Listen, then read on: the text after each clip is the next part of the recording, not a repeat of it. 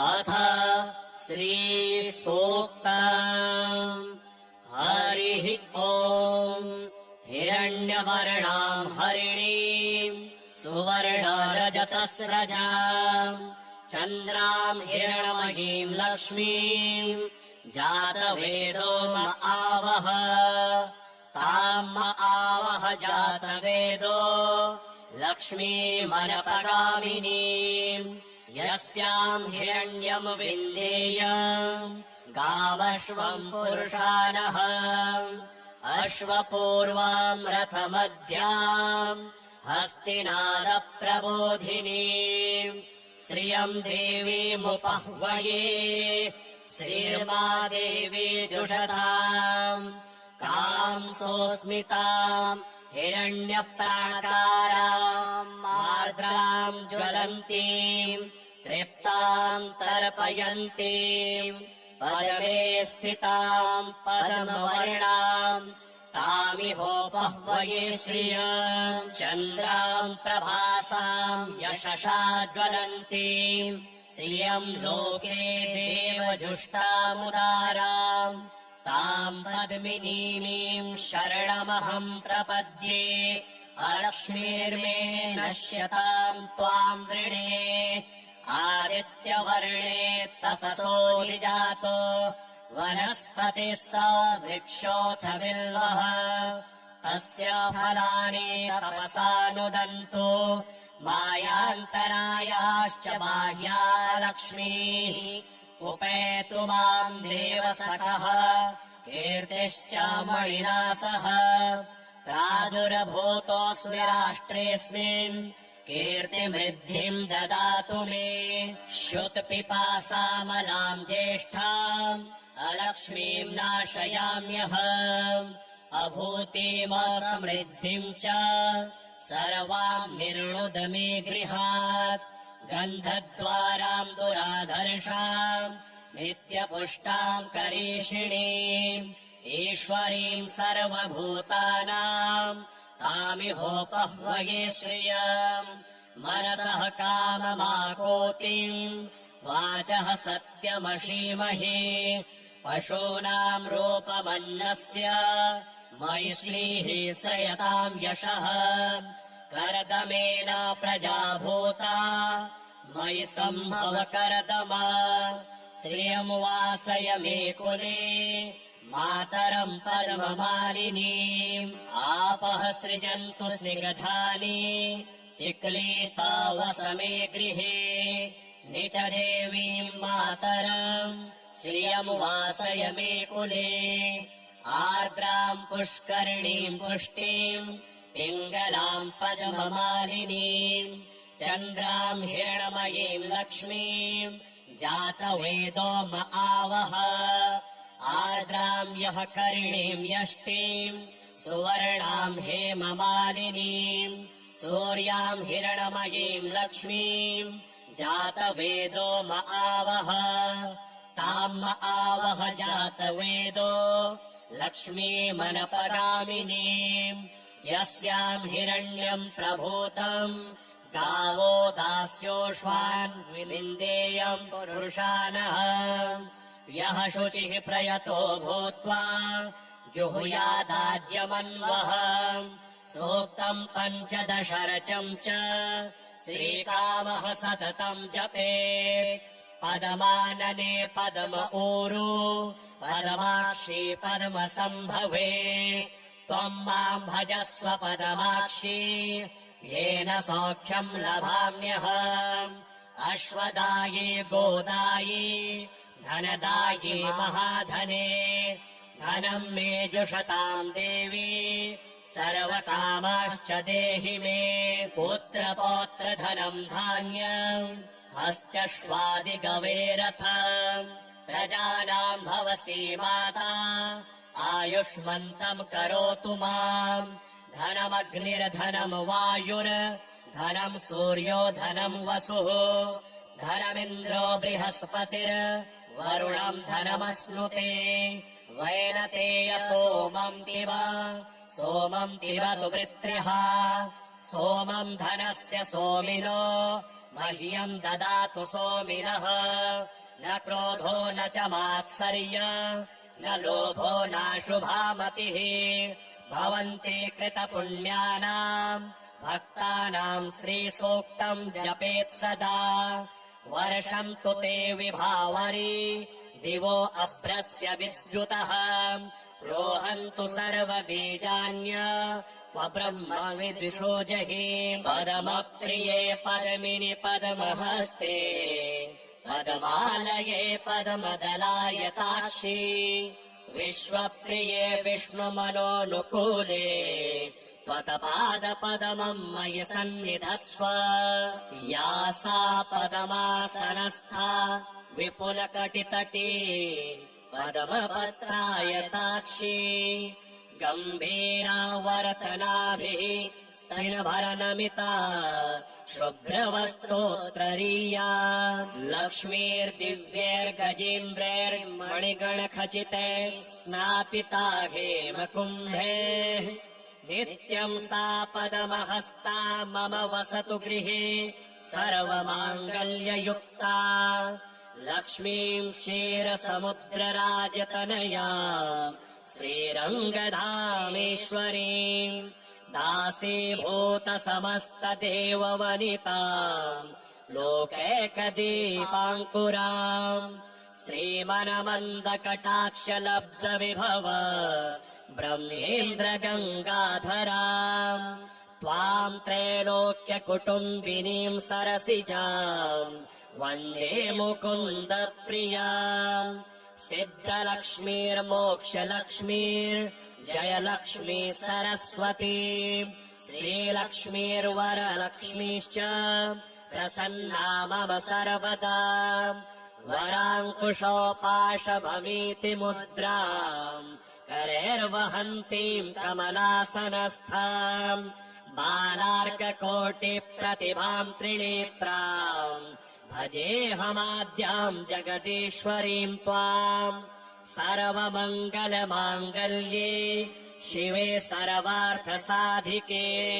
शरण्ये त्र्यम्बके देवी नारायणि नमोऽस्तु ते सरसिजनिलये सरोजहस्ते धवलतरांशुकगन्धमाल्यशोभे भगवति हरिवल्लभे मनोज्ञे त्रिभुवनभूतिकरिप्रसीद मह्यम् विष्णुपत्नीम् क्षमाम् देवीम् माधवीम् माधवप्रियाम् विष्णोः प्रियसखीम् देवीम् नमाम्यच्युतवल्लभाम् महालक्ष्मी च विद्महे विष्णुपत्नीम् च धीमहि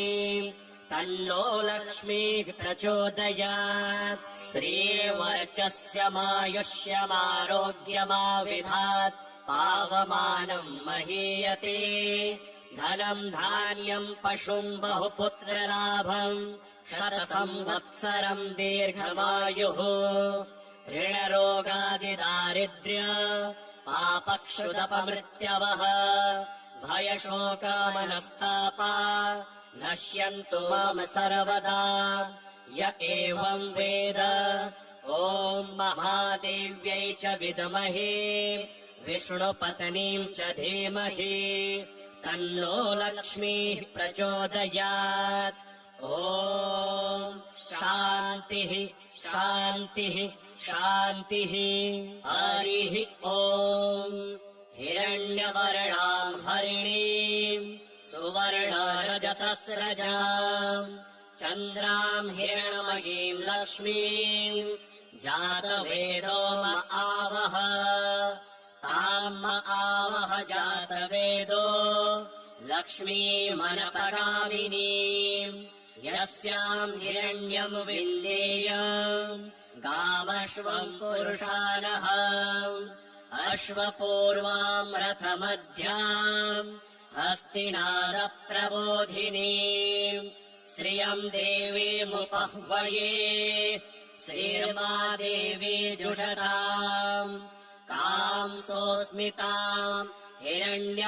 हिरण्यप्राकाराम् आर्द्राम् ज्वलन्तीम् तृप्ताम् तर्पयन्तीम् पदमे स्थिताम् पद्मवर्णाम् तामिहोपह्वये श्रियाम् चन्द्राम् प्रभासाम् यशसा ज्वलन्तीम् श्रियम् लोके देवजुष्टामुदाराम् ताम् पद्मिनीमीम् शरणमहम् प्रपद्ये अलक्ष्मीर्मे नश्यताम् त्वाम् वृणे आदित्यवर्णे तपसोऽधिजातो वनस्पतिस्तव वृक्षोऽथ बिल्वः तस्य फलानि तपसानुदन्तु मायान्तरायाश्च बाह्या लक्ष्मीः उपेतु माम् देवसखः कीर्तिश्च मणिना सह प्रादुर्भूतोऽसु राष्ट्रेऽस्मिन् कीर्तिमृद्धिम् ददातु मे श्रुतपिपासामलाम् ज्येष्ठाम् अलक्ष्मीम् नाशयाम्यहम् अभूतिमसमृद्धिम् च सर्वाम् निर्णुद मे गृहात् गन्धद्वाराम् दुराधर्षाम् नित्यपुष्टाम् करीषिणीम् ईश्वरीम् सर्वभूतानाम् तामिहोपह्वये श्रियम् मनसः काममाकोतिम् वाचः सत्यमशीमहि पशूनाम् रूपमन्नस्य मयि श्रीः श्रयताम् यशः करदमेन प्रजा भूता मयि सम्भव करदमा श्रियम् वासय मे कुले मातरम् पद्ममालिनीम् आपः सृजन्तु स्निग्धानि चिक्लीता वस मे गृहे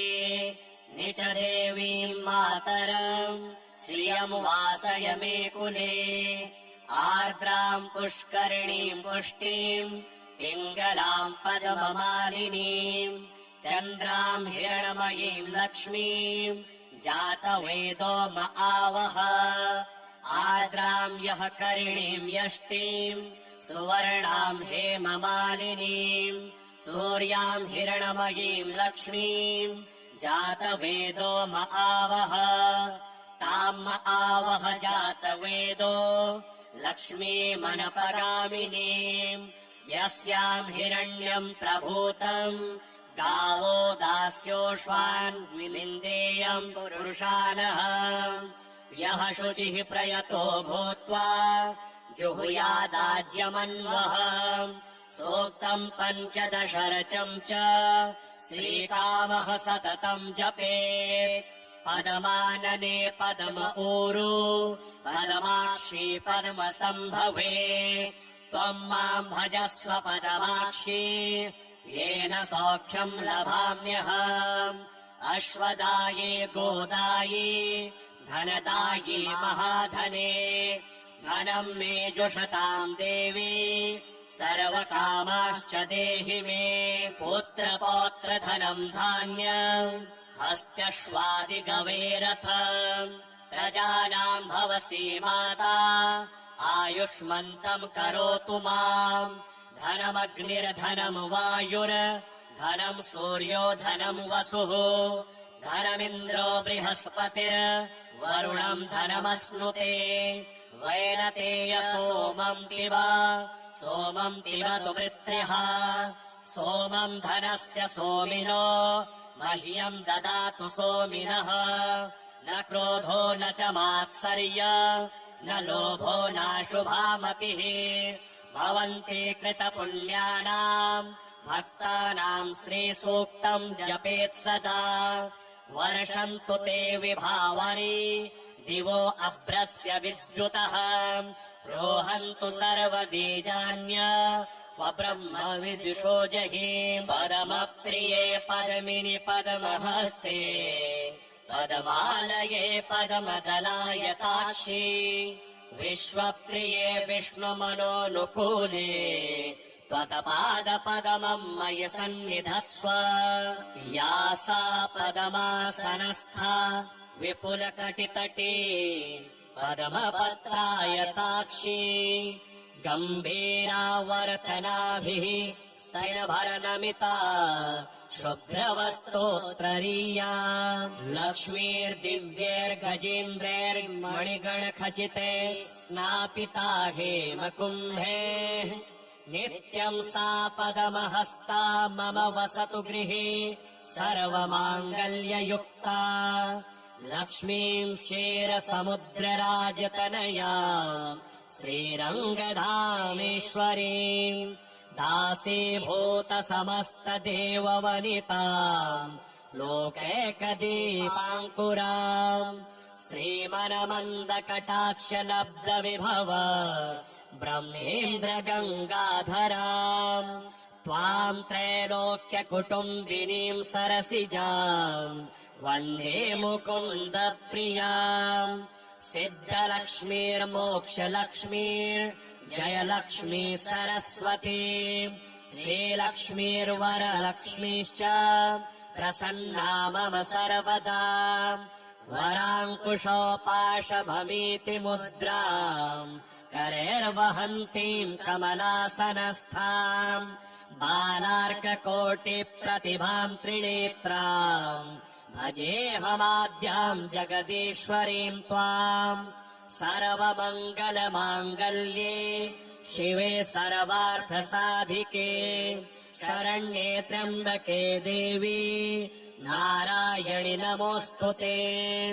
सरसिजनिलये सरोजहस्ते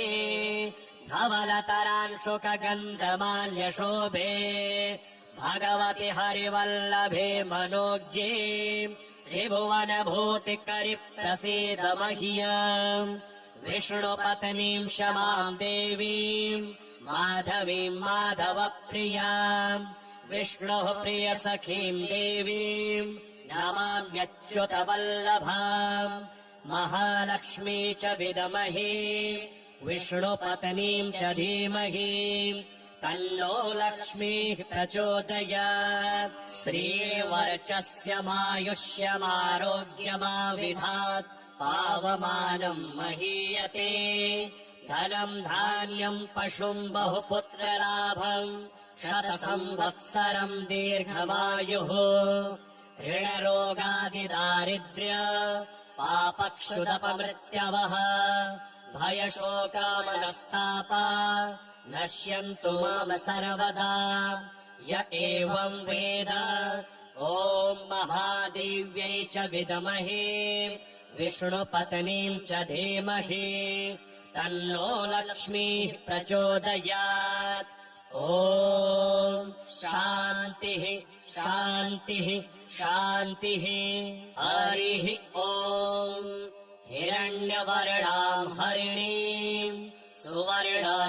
सुवर्णरजतस्रजाम्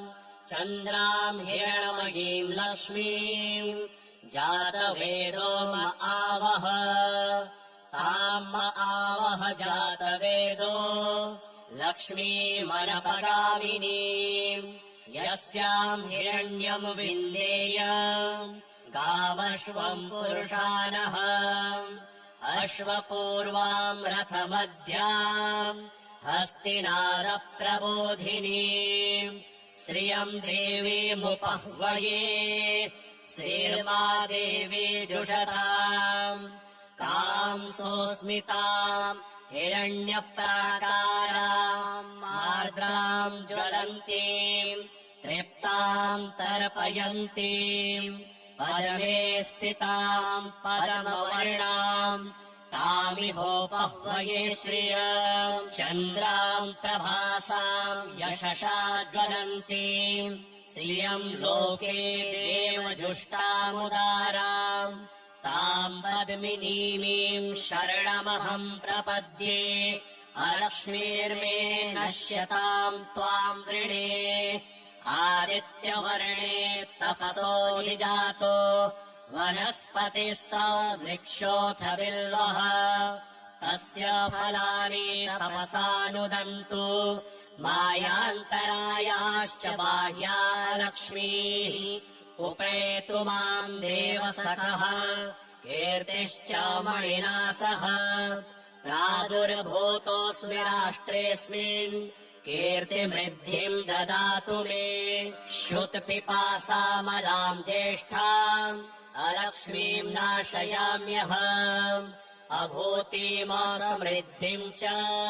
सर्वाम् निर्णुद मे गृहात् गन्धद्वाराम् दुराधर्षाम् नित्यपुष्टाम् करीषिणीम्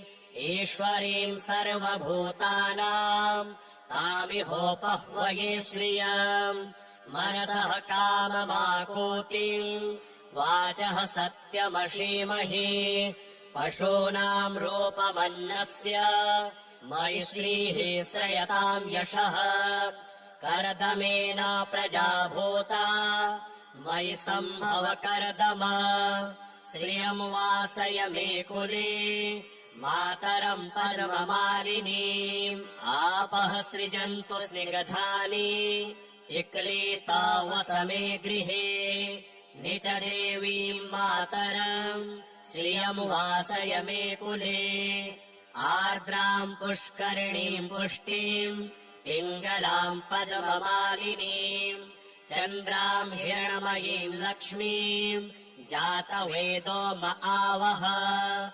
आर्द्राम् यः करिणीम् यष्टिम् सुवर्णाम् हेममालिनीम् सूर्याम् हिरण्मयीम् लक्ष्मीम् जातवेदो म आवह ताम् म आवह जातवेदो लक्ष्मीमनपगामिनीम् यस्याम् हिरण्यम् प्रभूतम् गावो दास्योष्वान् विविन्देयम् पुरुषानः यः शुचिः प्रयतो भूत्वा जुहुयादाद्यमन्वः सूक्तम् पञ्चदशरचम् च श्रीकामः सततम् जपेत् पदमानने पद्म ऊरु पदमाक्षी पद्मसम्भवे त्वम् माम् भजस्व पदमाक्षी येन सौख्यम् लभाम्यहम् अश्वदायी गोदायी धनदायी महाधने धनम् मे जुषताम् देवी सर्वकामाश्च देहि मे पुत्रपौत्रधनम् धान्यम् हस्त्यश्वादिगवेरथम् प्रजानाम् भवसी माता आयुष्मन्तम् करोतु माम् धनमग्निर्धनम् वायुर्धनम् सूर्यो धनम् वसुः धनमिन्द्रो बृहस्पतिर्वरुणम् धनमश्नुते वैनतेय सोमम् पिबतु वृत्र्यः सोमम् धनस्य सोमिनो मह्यम् ददातु सोमिनः न क्रोधो न च मात्सर्य न लोभो नाशुभामतिः भवन्ति कृतपुण्यानाम् भक्तानाम् श्रीसूक्तम् जपेत् सदा वर्षन्तु ते विभावरी दिवो अभ्रस्य विद्युतः रोहन्तु सर्वबीजान्य ब्रह्म विदुषो जहि पदमप्रिये परमिनि पद्महस्ते पदमालये पद्मदलायताक्षी विश्वप्रिये विष्णुमनोनुकूले त्वत्पादपद्मम् मयि सन्निधत्स्व या सा पद्मासनस्था विपुलकटितटी पद्मपत्रायताक्षी गम्भीरावर्तनाभिः स्तनभरनमिता शुभ्रवस्त्रोत्तरीया लक्ष्मीर्दिव्यैर्गजेन्द्रैर्मणिगणखचितैः स्नापिता हेमकुम्भे नित्यम् सा पद्महस्ता मम वसतु गृहे सर्वमाङ्गल्ययुक्ता लक्ष्मीम् क्षीरसमुद्रराजतनया श्रीरङ्गधामेश्वरीम् दासीभूत समस्तदेववनिताम् लोकैकदीपाङ्कुराम् श्रीमनमन्दकटाक्षलब्धविभव ब्रह्मेन्द्रगङ्गाधराम् त्वाम् त्रैलोक्यकुटुम्बिनीम् सरसिजाम् वन्दे मुकुन्दप्रियाम् सिद्धलक्ष्मीर्मोक्षलक्ष्मीर्जयलक्ष्मी सरस्वती श्रीलक्ष्मीर्वरलक्ष्मीश्च प्रसन्ना मम सर्वदा वराङ्कुशोपाशभमीति मुद्राम् करैर्वहन्तीम् कमलासनस्थाम् बालार्ककोटिप्रतिभाम् त्रिनेत्राम् भजेऽहमाद्याम् जगदीश्वरीम् त्वाम् सर्वमङ्गलमाङ्गल्ये शिवे सर्वार्थसाधिके शरण्ये त्र्यम्बके देवी नारायणि नमोऽस्तु ते सरसिजनिलये सरोजहस्ते धवलतरांशुकगन्धमाल्यशोभे भगवति हरिवल्लभे मनोज्ञे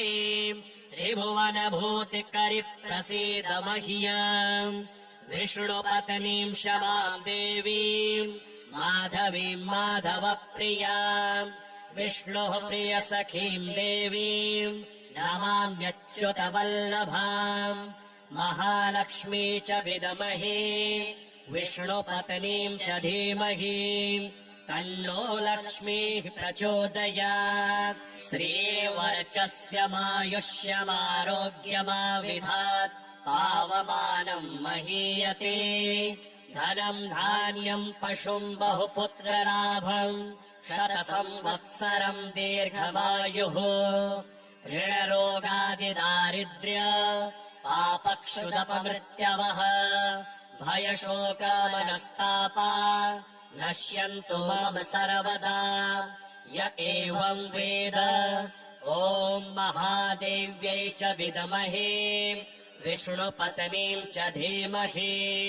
तन्नो लक्ष्मीः प्रचोदयात् ॐ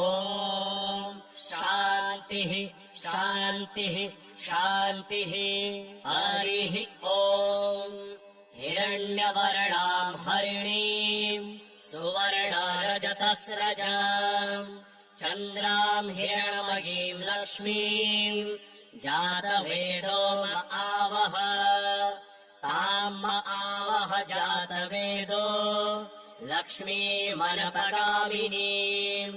यस्याम् हिरण्यम् विन्देयम् गामश्वम् पुरुषानः अश्वपूर्वाम् रथमध्याम् हस्तिनादप्रबोधिनीम् श्रियम् देवीमुपह्वये श्रीर्मा देवी जुषताम् कांसोऽस्मिताम् हिरण्यप्राकाराम् आर्द्राम् ज्वलन्तीम् तृप्ताम् तर्पयन्तीम् पद्मे स्थिताम् पद्मवर्णाम् तामिहोपह्वये श्रियम् चन्द्राम् प्रभासाम् यशसा ज्वलन्तीम् श्रियम् लोके देवजुष्टामुदाराम् ताम् पद्मिनीमीम् शरणमहम् प्रपद्ये अलक्ष्मीर्मे नश्यताम् त्वाम् वृणे आदित्यवर्णे तपसोऽधिजातो वनस्पतिस्तो वृक्षोऽथ बिल्वः तस्य फलानि तपसानुदन्तु मायान्तरायाश्च बाह्या लक्ष्मीः उपेतु माम् देवसखः कीर्तिश्चामणिरासः प्रादुर्भूतोऽस्मि राष्ट्रेऽस्मिन् कीर्तिमृद्धिम् ददातु मे श्रुतपिपासामलाम् ज्येष्ठाम् अलक्ष्मीम् नाशयाम्यहम् अभूतिमसमृद्धिम् च सर्वाम् निर्णुद मे गृहात् गन्धद्वाराम् दुराधर्षाम् नित्यपुष्टाम् करीषिणीम् ईश्वरीम् सर्वभूतानाम् तामिहोपह्वये श्रियम् मनसः काममाकोतिम् वाचः सत्यमशीमहि पशूनाम् रूपमन्नस्य मयि श्रीः श्रयताम् यशः कर्दमेन प्रजा भूता मयि सम्भव कर्दमा श्रियम् वासय मे कुले मातरम् परममालिनीम् आपः सृजन्तु स्निग्धानि चिक्लीता वस मे गृहे निच देवीम् मातरम् श्रियम् वासय मे कुले आर्द्राम् पुष्करिणीम् पुष्टिम् पिङ्गलाम् पद्ममालिनीम् चन्द्राम् हिरणमयीम् लक्ष्मीम् जातवेदो म आवह आर्द्राम् यः करिणीम् यष्टिम् सुवर्णाम् हेममालिनीम् सूर्याम् हिरणमयीम् लक्ष्मीम् जातवेदो म आवह ताम् म आवह जातवेदो लक्ष्मीमनपगामिनीम् यस्याम् हिरण्यम् प्रभूतम् गावो दास्योष्वान् विविन्देयम् पुरुषानः यः शुचिः प्रयतो भूत्वा जुहुयादाद्यमन्वः सूक्तम् पञ्चदशरचम् च श्रीकामः सततम् जपेत् पदमानने पद्म ऊरु पदमाक्षी पद्मसम्भवे त्वम् माम् भजस्व पदमाक्षी येन सौख्यम् लभाम्यहम् अश्वदाये गोदाये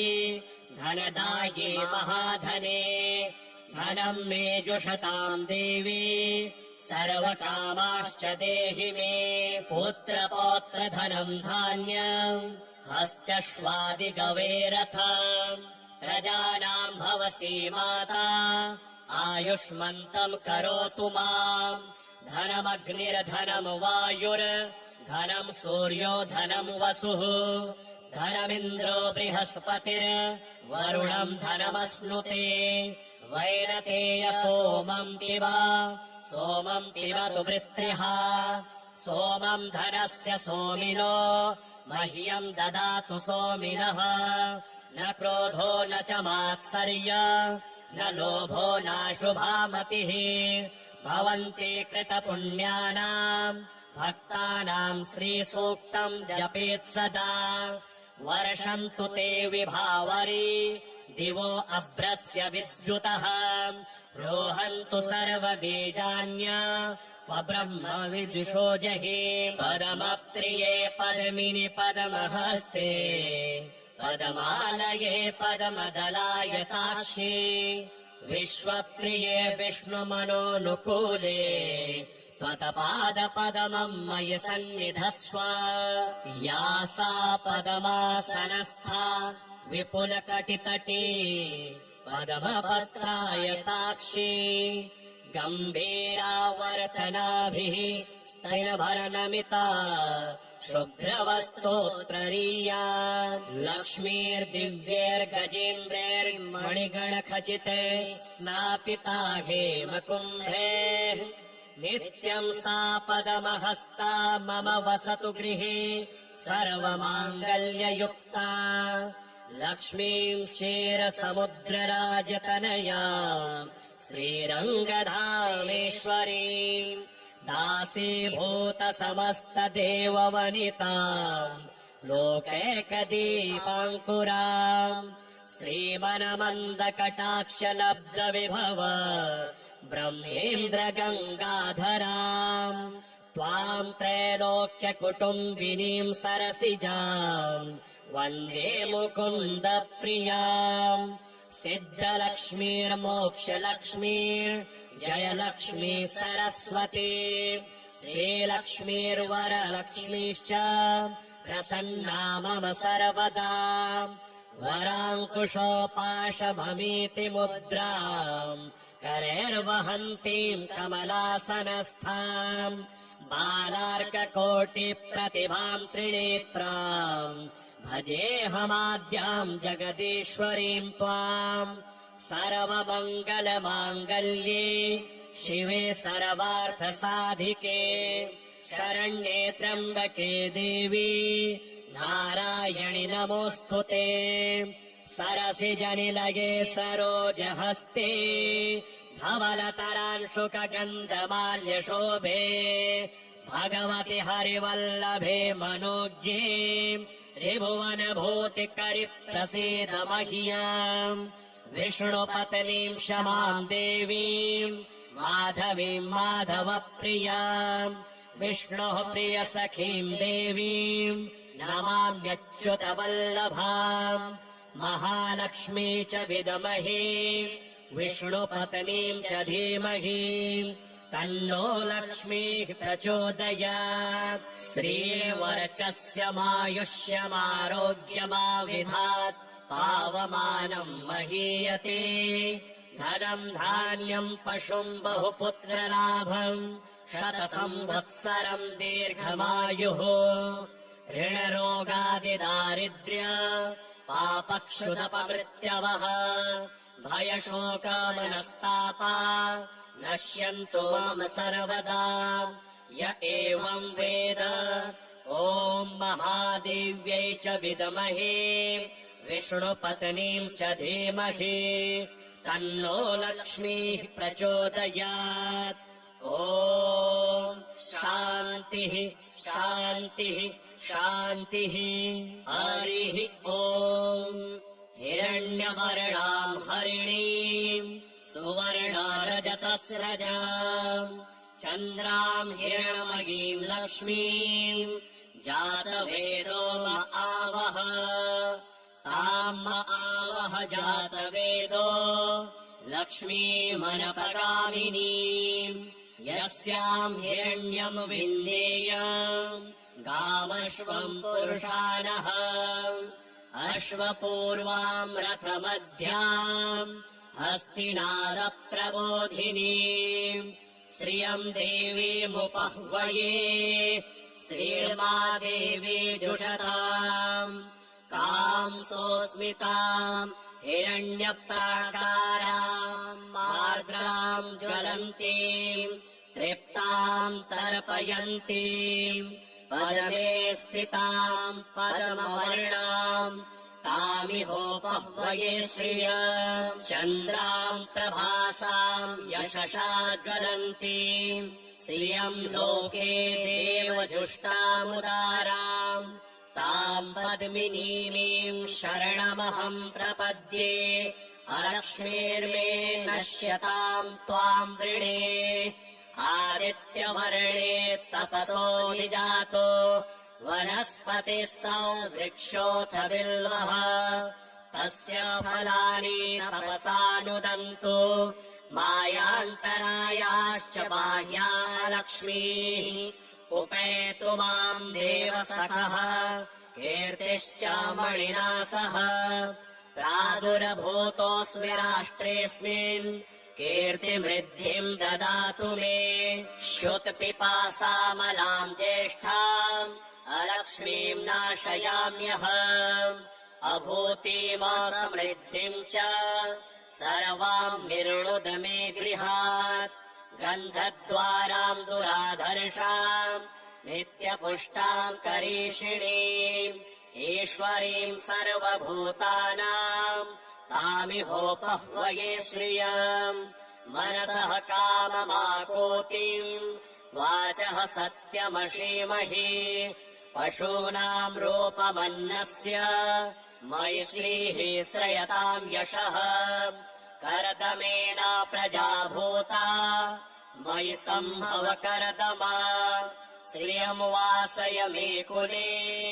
मातरम् पद्ममालिनीम् आपः सृजन्तु स्निग्धानि चिक्लीता वस मे गृहे निच देवीम् मातरम् श्रियम् वासय मे कुले आर्द्राम् पुष्करिणीम् पुष्टिम् पिङ्गलाम् पद्ममालिनीम् चन्द्राम् हिरण्मयीम् लक्ष्मीम् जातवेदो म आवह आर्द्राम् यः करिणीम् यष्टिम् सुवर्णाम् हेममालिनीम् सूर्याम् हिरण्मयीम् लक्ष्मीम् जातवेदो म आवह ताम् म आवह जातवेदो लक्ष्मीमनपगामिनीम् यस्याम् हिरण्यम् प्रभूतम् गावो दास्योऽश्वान् विविन्देयम् पुरुषानः यः शुचिः प्रयतो भूत्वा जुहुयादाद्यमन्वः सूक्तम् पञ्चदशरचम् च श्रीकामः सततम् जपेत् पदमानने पद्म ऊरु पदमाक्षी पद्मसम्भवे त्वम् माम् भजस्व पदमाक्षी येन सौख्यम् लभाम्यहम् अश्वदाये गोदाये धनदाये महाधने धनम् मे जुषताम् देवी सर्वकामाश्च देहि मे पुत्रपौत्रधनम् धान्यम् हस्त्यश्वादिगवेरथ प्रजानाम् भवसि माता आयुष्मन्तम् करोतु माम् धनमग्निर्धनम् वायुर्धनम् सूर्यो धनम् वसुः धनमिन्द्रो बृहस्पतिर्वरुणम् धनमश्नुते वैनतेय सोमम् पिबतु वृत्रिः सोमम् धनस्य सोमिनो मह्यम् ददातु सोमिनः न क्रोधो न च मात्सर्य न लोभो नाशुभा मतिः भवन्ति कृतपुण्यानाम् भक्तानाम् श्रीसूक्तम् जपेत् सदा वर्षम् तु ते विभावरी दिवो अभ्रस्य विद्युतः रोहन्तु सर्वबीजान्य ब्रह्म विदिशो जहि पदमप्रिये पदमिनि पद्महस्ते पद्मालये पद्मदलायताक्षी विश्वप्रिये विष्णुमनोनुकूले त्वत्पादपद्मम् मयि सन्निधत्स्व या सा पद्मासनस्था विपुलकटितटी पद्मपत्रायताक्षी गम्भीरावर्तनाभिः स्तनभरनमिता शुभ्रवस्त्रोत्तरीया लक्ष्मीर्दिव्यैर्गजेन्द्रैर्मणिगणखचितैः स्नापिता हेमकुम्भैः नित्यम् सा पद्महस्ता मम वसतु गृहे सर्वमाङ्गल्ययुक्ता लक्ष्मीम् क्षीरसमुद्रराजतनयाम् श्रीरङ्गधामेश्वरीम् दासीभूत समस्तदेववनिताम् लोकैकदीपाङ्कुराम् श्रीमनमन्दकटाक्षलब्धविभव ब्रह्मेन्द्र गङ्गाधराम् त्वाम् त्रैलोक्यकुटुम्बिनीम् सरसिजाम् वन्दे मुकुन्द प्रियाम् सिद्धलक्ष्मीर्मोक्षलक्ष्मीर् जयलक्ष्मी सरस्वती श्रीलक्ष्मीर्वरलक्ष्मीश्च प्रसन्ना मम सर्वदा वराङ्कुशोपाशभमीति मुद्राम् करैर्वहन्तीम् कमलासनस्थाम् बालार्ककोटिप्रतिभाम् त्रिनेत्राम् भजेऽहमाद्याम् जगदीश्वरीम् त्वाम् सर्वमङ्गलमाङ्गल्ये शिवे सर्वार्थसाधिके शरण्ये त्र्यम्बके देवी नारायणि नमोऽस्तुते सरसिजनिलये सरोजहस्ते धवलतरांशुकगन्धमाल्यशोभे भगवति हरिवल्लभे मनोज्ञे